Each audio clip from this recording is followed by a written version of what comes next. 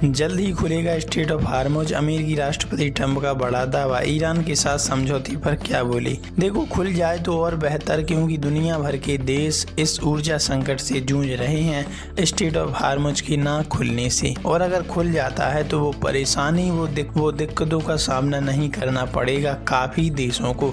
तो खबर सामने आ रही है कि अब ट्रंप ने एक डील कर ली है, जिस डील में ये है कि हाँ, स्ट्रेट ऑफ हार्मुज खुलेगा। देखो, खबर सामने आ रही है, जल्द ही खुलेगा स्ट्रेट ऑफ हार्मुज। अमेरिकी राष्ट्रपति ट्रंप का बड़ा दावा। ईरान के साथ समझौते पर क्या बोले। अमेरिकी राष्ट्रपति डोनाल्ड ट्रंप ने कहा कि पाकिस्तान की मध्यस्थता में तैयार हो रहे इस समझौते के तहत स्ट्रेट ऑफ हार्मुज को फिर से खोला जाएगा।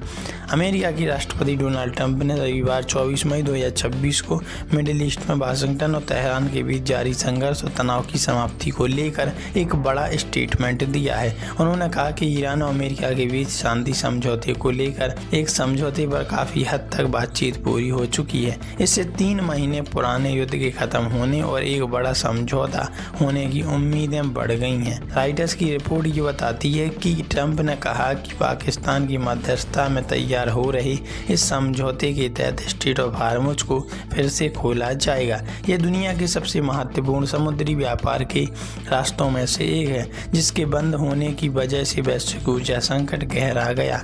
ईरान के साथ समझौते को लेकर बोले ट्रंप। अमेरिकी राष्ट्रपति डोनाल्ड ट्रंप ने शनिवार 23 मई 2026 को social media platform truth social पर शेयर किए एक पोस्ट में लिखा, समझौते के आखिरी पहलुओं और मुद्दों पर अभी बातचीत चल रही है और इसकी घोषणा जल्द ही की जाएगी कि हाँ, स्ट्रेट ऑफ हार्मुज खुलेगा या नहीं खुलेगा। रिपोर्ट बताती है कि यह समझौता महीनों जारी लड़ाई को खत्म करने, ईरानी जहाजों पर अमेरिकी नाकेबंदी हटाने और समुद्री रास्ते को फिर से खोलने का ढांचा तैयार करता है।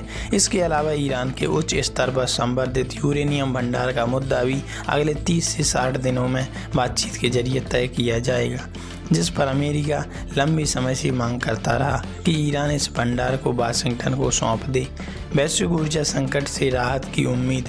राइटर्स के मुताबिक भारत के 4 दिवसीय दौरे पर पहुंचे अमेरिकी विदेश मंत्री मार्को रूबियो ने कहा कि रविवार तक इस हमले में और भी बड़ी खबरें आ सकती हैं। वहीं एक वरिष्ठ ईरानी सूत्र ने राइटर्स को बताया कि अगर ईरान की सर्वोच्च नेशनल सिक्योरिटी काउंसिल इस प्रस्ताव को मंजूरी देती है तो इसे अंतिम स्वीकृति के लिए सर्वोच्च नेता आयतुल्लाह मुफ्ती खमेनी के पास भेजा जाएगा। हालांकि ईरानी न्यूज एजेंसी तस्नीम ने कहा कि प्रस्ताव के 1-2 नहीं है, पर अभी भी मतभेद बने हुए हैं। ऐसे में अगर अमेरिका मुश्किलें पैदा करता रहा तो अंतिम समझौता नहीं हो पाएगा, लेकिन अगर यह समझौता लागू होता है तो इससे वैश्विक बाजारों को राहत मिल सकती है। तो इस पर आपकी क्या प्रतिक्रिया है, कॉमेंट